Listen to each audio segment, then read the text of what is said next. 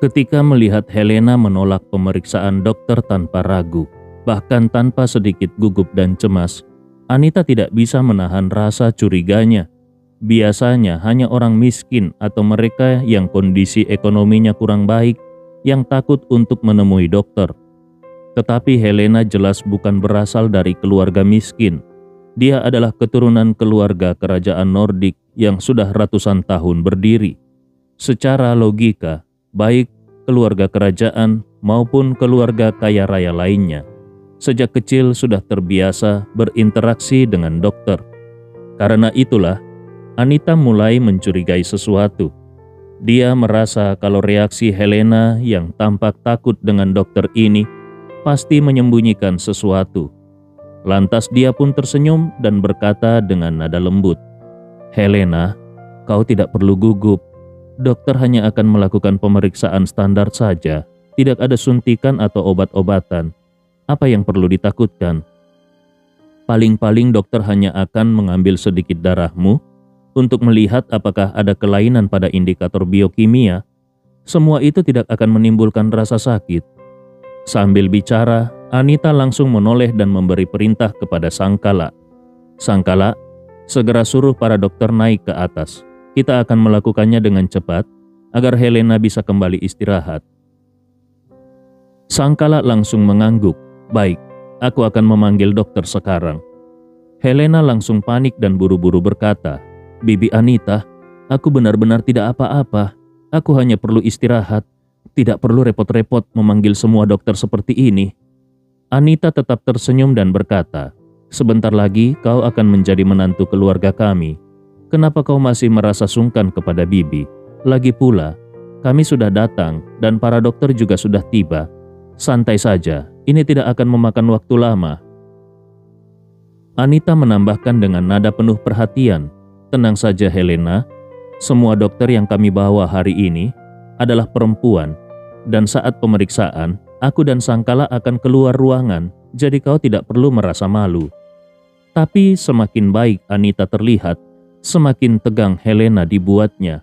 Helena tahu betul akibat dari semua ini. Dia bergumam di dalam hatinya, "Dengan kekuatan dan status keluarga Rewa, kalau mereka tahu aku mengidap penyakit parah, dan ibuku, hidupku hanya tinggal beberapa tahun saja, mereka pasti tidak akan menyetujui pernikahan ini. Terus terang saja, aku memang tidak mencintai Rafa. Bahkan aku sama sekali tidak memiliki perasaan kepadanya. Tapi sekarang aku tidak punya pilihan. Kalau aku menolak menikah, ibuku tidak akan punya jaminan hidup di masa tua. Ibuku sudah menikah dengan keluarga kerajaan selama lebih dari 20 tahun. Dia tidak pernah bekerja, tidak punya asuransi kesehatan, dan tidak punya aset atas nama pribadi. Kalau dia tetap di kerajaan, dia masih bisa hidup dengan fasilitas kerajaan dan mendapatkan bantuan serta perawatan. Tapi kalau sampai ibu diusir keluar, maka ibu tidak akan punya apa-apa." Memikirkan itu, Helena terpaksa mengeraskan sikapnya dengan nada yang sedikit tidak senang. Dia berkata, "Bibi Anita, aku tahu Bibi bermaksud baik. Tapi membawa serombongan dokter dan memaksa aku diperiksa, ini sudah melewati batas. Meskipun aku akan menikah dengan Rafa dan menjadi bagian dari keluarga Rewa, aku tetap manusia yang punya hak."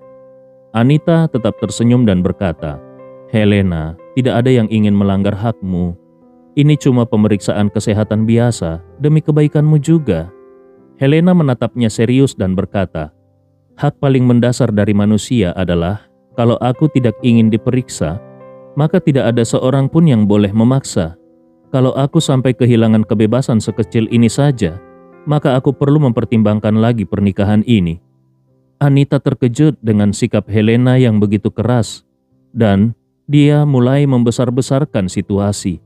Di dalam hatinya dia mengumpat, "Helena ini berani juga. Bisa-bisanya dia berbalik menyerangku dengan isu hak asasi. Sepertinya dia benar-benar tidak mau diperiksa." Anita sadar, saat ini dia tidak bisa memaksa. Kalau dia terlalu memaksa, jangan-jangan Helena akan langsung kabur pulang. Namun sikap Helena ini pun semakin membuatnya yakin kalau ada sesuatu yang disembunyikan Helena. Dia berpikir mungkin benar kalau Helena memang sakit parah. Anita akhirnya mengalah dan berkata, "Helena, maafkan Bibi. Aku tidak menyangka kalau kau begitu sensitif soal ini. Tenang saja, aku tidak akan memaksamu. Pemeriksaan ini memang niatnya baik, tapi harus didasari kerelaan. Kalau kau tidak mau, aku tidak bisa memaksa." Helena akhirnya merasa sedikit tenang. Dengan nada lebih ramah dia berkata, "Maaf Bibi Anita, aku tidak bermaksud kasar. Aku hanya merasa perlu dihormati dalam hal ini. Kalau kata-kataku tadi menyinggung, aku minta maaf." Anita buru-buru mengangguk sambil tersenyum. "Tidak apa-apa, aku paham maksudmu." Helena berkata, "Baiklah Bibi, aku merasa sedikit mengantuk dan perlu beristirahat. Kalau tidak ada hal penting lagi, aku izin kembali ke kamar tidur." Anita mengangguk. Tentu, istirahatlah dengan baik. Mandilah air hangat lalu tidur. Nanti malam, biar Rafa yang menjemputmu untuk makan malam di rumah." Helena tersenyum enggan. Untuk makan malam, nanti aku akan melihat situasinya." Anita berkata, "Oke, kalau begitu aku tidak akan mengganggu lagi. Istirahatlah." Helena mengangguk. "Terima kasih Bibi." Dia pun masuk ke kamar dan menutup pintu. Begitu pintu tertutup, senyum di wajah Anita langsung menghilang. Setelah beberapa langkah keluar kamar, dia bertemu Sangkala yang sedang naik lift bersama 8 dokter. Dengan kesal dia berkata, "Tidak perlu keluar, langsung saja turun pakai lift ini." Sangkala berkata dengan bingung, Kenapa begitu? Apakah pemeriksaannya batal?" Anita yang sudah kesal karena harus tersenyum-senyum sejak tadi, kini menjawab dengan ketus, "Ya, batal. Sang putri mengatakan kalau kita harus menghormati hak asasinya dan dia menolak untuk diperiksa." Kemudian dia mendengus kesal. Putri dari negara kecil di Eropa saja, tapi gayanya sudah seperti ratu dunia. Dilihat dari reaksinya yang panik tadi, pasti dia memang sedang menyembunyikan sesuatu. Sangkala mengangguk. "Kalau begitu, apa yang harus kita lakukan sekarang?" Anita mengibaskan tangannya. "Ayo kita pulang. Aku harus segera melapor ke ayah. Menantu dari keluarga kerajaan itu bagus, tapi kalau mereka memberikan kita orang sakit, kita tidak bisa menerimanya begitu saja." Dengan wajah penuh kekesalan dia berkata lagi, "Kalau sampai dia menikah dan mati dalam 2-3 tahun, orang Eropa pasti akan menuduh kita macam-macam." Setelah ditolak mentah-mentah oleh Helena, hal pertama yang dilakukan Anita sepulangnya ke keluarga Rewa adalah mengadu kepada Alif Rewa. Melihatnya kembali, Alif Rewa merasa sedikit heran dan bertanya, "Anita, kenapa kau cepat sekali kembali? Sudah selesai pemeriksaan kesehatan Helena?" Dengan nada kesal, Anita berkata, "Putri kerajaan dari Eropa Utara itu sama sekali tidak memberiku kesempatan. Aku mengatakan dengan niat baik ingin memeriksa kesehatannya, tapi dia malah berkata kalau aku melanggar hak asasi manusia. Dia terus saja membawa-bawa prinsip dan nilai-nilai moral. Sikapnya sangat keras, dan dari nada bicaranya, sepertinya kalau aku tetap bersikeras, dia akan langsung kembali ke Eropa Utara." Alif Rewa mengernyitkan alisnya dan bergumam dingin. Kalau Helena sampai begitu kerasnya menolak diperiksa, ini justru membuatku semakin yakin dengan penilaian Andi. Pasti ada masalah dengan kesehatannya, dan dia sendiri juga tahu akan hal itu. Anita langsung marah dan berkata, "Ayah, kerajaan Eropa Utara ini keterlaluan. Bagaimana bisa mereka mengirim orang sakit untuk dijodohkan dengan keluarga kita? Ada maksud tersembunyi apa dari mereka? Kalau sampai nanti Helena mendadak sakit atau bahkan mati di keluarga kita, bagaimana kita harus mempertanggungjawabkannya di hadapan publik?" Alif Rewa mengangguk setuju lalu berkata dengan serius, "Benar juga. Ini masalah yang sangat rumit. Kalau benar dia menikah ke keluarga kita dalam kondisi sakit, ini pasti akan menjadi masalah besar di masa depan." Anita segera berkata, "Ayah, bagaimana kalau sekarang ayah panggil Rafa dan ayahnya? Kita jelaskan situasinya. Kalau Helena tetap menolak diperiksa, lebih baik langsung kita batalkan pernikahannya." Namun Alif Rewa langsung melambaikan tangannya dan berkata, "Sudahlah, jangan dibesar-besarkan dulu. Lusa adalah upacara penghormatan leluhur. Di saat seperti ini, baik memaksa Helena untuk diperiksa atau membatalkan pernikahan, keduanya akan menimbulkan kekacauan. Kita tunggu saja sampai upacara selesai, baru kita bahas lagi. Baiklah, kau juga pasti sudah lelah, pergilah istirahat dulu. Dan jangan dulu bicarakan mengenai hal ini ke kakakmu atau Rafa. Anita menjawab dengan hormat, baik ayah, kalau begitu aku permisi dulu. Sementara itu, meskipun berhasil lolos dari krisis tadi, Helena masih diliputi ketakutan. Dia tahu keluarga Rewa sudah mulai mencurigainya. Kalau mereka bersikeras ingin melakukan pemeriksaan terhadap kesehatannya, maka dia hanya bisa menunda sebentar. Tapi tidak akan bisa menghindar selamanya. Yang paling dia khawatirkan adalah kalau pernikahan dibatalkan. Bagaimana nasib ibunya nanti? Begitu dia tidak lagi punya nilai guna bagi kerajaan, maka kerajaan tidak akan lagi menanggung biaya pengobatan dirinya, apalagi menanggung biaya hidup ibunya. Kalau dia sampai meninggal dunia, ibunya pasti akan terusir dari lingkungan kerajaan. Tapi kalau dia ingin tetap menikah ke keluarga Rewa dan menyelesaikan pertunangannya dengan Rafa, maka dia harus melewati tahap pemeriksaan kesehatan. Kalau tidak, keluarga Rewa tidak mungkin menerimanya begitu saja. Memikirkan hal ini, Helena merasa sedikit menyalahkan Andi. Karena ucapan Andi, masa depannya dan ibunya bisa hancur seketika. Namun dia juga sadar, Andi tidak mengatakan semua itu karena niat jahat. Jadi dia hanya bisa merasa sedikit kesal, tapi tidak bisa menyalahkan Andi sepenuhnya. Dalam situasi yang serba salah ini, Helena benar-benar sangat tertekan. Dia bahkan sudah bersiap untuk kemungkinan terburuk. Kalau sampai pertunangannya dibatalkan, maka dia hanya bisa kembali ke Eropa Utara dan memohon kepada sepupunya Olivia. Dia berharap Olivia masih punya belas kasihan dan mau memberikan kehidupan yang layak untuk dirinya dan ibunya. Namun, dalam kebimbangannya, sebuah ide yang terdengar agak gila tiba-tiba muncul di benaknya. Dia berpikir, mungkinkah Andi itu benar-benar seorang ahli pengobatan? Dia bisa langsung tahu penyakitku hanya dengan sekali lihat. Mungkin saja dia juga bisa menyembuhkan penyakitku.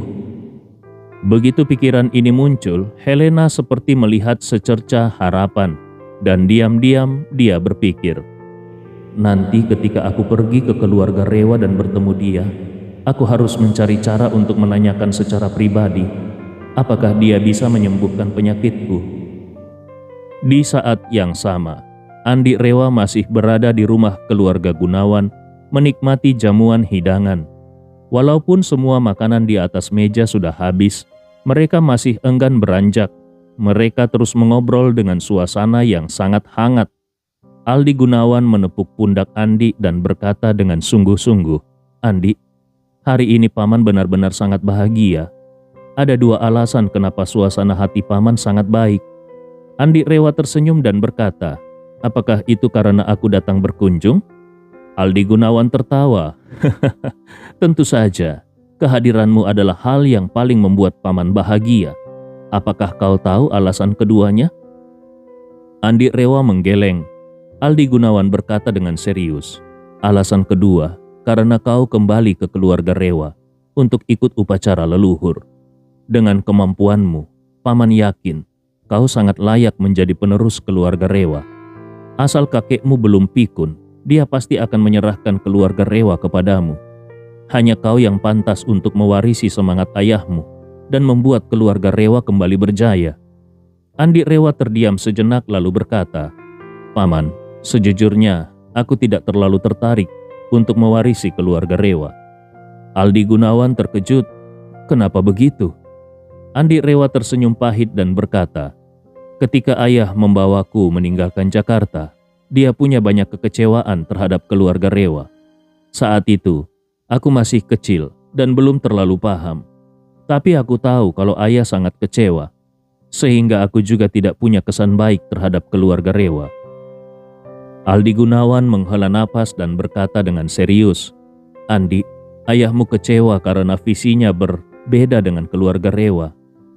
Ayahmu ingin membuat keluarga Rewa berjaya di tingkat dunia, tapi keluarga Rewa takut kalau pendekatan ayahmu yang terlalu agresif justru akan membahayakan semuanya kalau gagal. Dia melanjutkan dengan ekspresi penuh emosi. Ini seperti sekelompok orang yang ingin mendaki Gunung Everest. Ayahmu ingin mencapai puncak, tapi orang-orang lain terlalu takut mati di tengah jalan. Jadi saat baru setengah jalan, mereka malah memutuskan turun, bahkan membawa semua perlengkapan dan logistik, memaksa ayahmu tidak bisa terus mendaki. Wajar kalau ayahmu kecewa, marah, dan merasa dikhianati. Saat berkata demikian, mata Aldi Gunawan memerah, dan dia melanjutkan berkata dengan suara bergetar, "Sebelum ayahmu meninggalkan Jakarta, kami juga duduk minum bersama seharian, persis seperti hari ini. Tapi saat itu suasana hati kami benar-benar bertolak belakang." Kemudian dia menatap Andi dan berkata dengan sungguh-sungguh, "Andi, waktu ayahmu pergi dari Jakarta, hatinya dipenuhi dengan ketidakrelaan. Paman yakin bahkan di detik terakhir sebelum meninggal, dia masih merasa tidak rela. Kau harus mewarisi semangat ayahmu. Meskipun hanya untuk membuktikan sesuatu demi dirinya, kau tetap harus menjadi pemimpin keluarga Rewa." Ucapan Aldi Gunawan membuat hati Andi tidak bisa tenang untuk waktu yang lama. Begitu membayangkan ayahnya meninggalkan Jakarta dengan penuh ketidakrelaan dan kekecewaan, lalu akhirnya meninggal tanpa bisa menunaikan ambisinya. Hati Andi terasa nyeri seperti ditusuk pisau. Dulu dia tidak ingin terlalu terlibat dengan keluarga Rewa, karena dia tahu hubungan antara ayahnya dan keluarga Rewa pada akhirnya memburuk. Bahkan keluarga Rewa harus menanggung sebagian tanggung jawab atas kematian orang tuanya. Justru karena alasan itu, selama ini dia selalu menghindari keluarga Rewa, berusaha sebisa mungkin untuk tidak terlibat. Namun, kata-kata Aldi Gunawan membuatnya sadar. Ayahnya sebenarnya menyimpan ketidakrelaan yang besar terhadap keluarga Rewa, karena dulu keluarga Rewa sudah mengecewakan ayahnya dan mengecewakan seluruh masa muda ayahnya yang cemerlang. Seperti yang dikatakan Aldi Gunawan, ayahnya meninggal dengan penuh kebencian. Sebagai satu-satunya anaknya, Andi tidak hanya harus menuntut keadilan untuk ayahnya, tetapi juga wajib memikul panji perjuangan sang ayah dan mewarisi cita-cita ayahnya. Begitu pikirannya sampai di titik ini, Andi Rewa tanpa berkata apa-apa, langsung berkata dengan sungguh-sungguh pada Aldi Gunawan, "Paman, terima kasih atas pencerahan Paman. Aku pasti akan mewarisi cita-cita ayahku menjadi pemimpin keluarga Rewa dan membuat keluarga Rewa berdiri di puncak dunia." Setelah itu wajahnya menjadi sedikit dingin saat berkata, "Sebelum mencapai tujuan akhir itu, aku akan membuat seluruh keluarga Rewa tunduk padaku. Aku akan membuat mereka semua mengikuti langkahku dengan patuh. Tidak ada satupun yang boleh seperti 20 tahun lalu, meninggalkan ayahku sendirian di tengah jalan." Aldi Gunawan berkata dengan semangat, "Bagus, Andi, ingat, kau adalah anak dari Sandi Rewa. Kau harus mengangkat tinggi panji ayahmu, berdiri di puncak dunia, dan membuat semua keluarga top bertekuk lutut padamu. Membuat keluarga Rewa, keluarga Smith, bahkan keluarga Janvier sekalipun bersujud di hadapanmu dan menghormatimu." Kemudian dia menengadah dan menghela nafas panjang. Semoga Paman masih hidup untuk menyaksikan hari itu datang. Dengan begitu, Paman bisa membawa kabar itu kepada orang tuamu di alam sana, dan Paman bisa mati dengan tenang. Malam itu banyak orang di Jakarta yang sulit tidur. Andi Rewa berbaring di ranjang kamar tamu rumah keluarga Gunawan.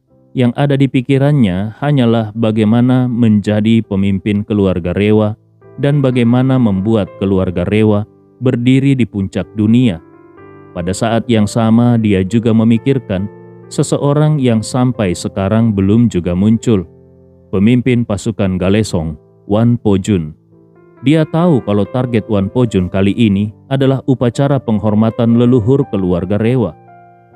Oleh karena itu, dia memperkirakan kalau paling lambat besok, Wan Po-jun pasti akan muncul di hadapan publik. Wan Po-jun pasti akan membawa kekuatan besar yang menurutnya cukup untuk menghancurkan keluarga Rewa. Ini jelas bencana bagi keluarga Rewa, tapi justru sebuah kesempatan bagi dirinya. Orang mengatakan kalau terkadang kehancuran bisa menjadi awal dari kelahiran. Selama bertahun-tahun di bawah kepemimpinan Alif Rewa, keluarga Rewa tumbuh menjadi sangat stabil dan kuat. Kalau dia tiba-tiba muncul untuk merebut kekuasaan, maka dia akan dicap sebagai anak durhaka oleh semua orang. Maka dari itu, untuk bisa merebut kekuasaan dari kakeknya, dia harus punya alasan yang sah. Dan Wan Po Jun adalah alasan terbaiknya.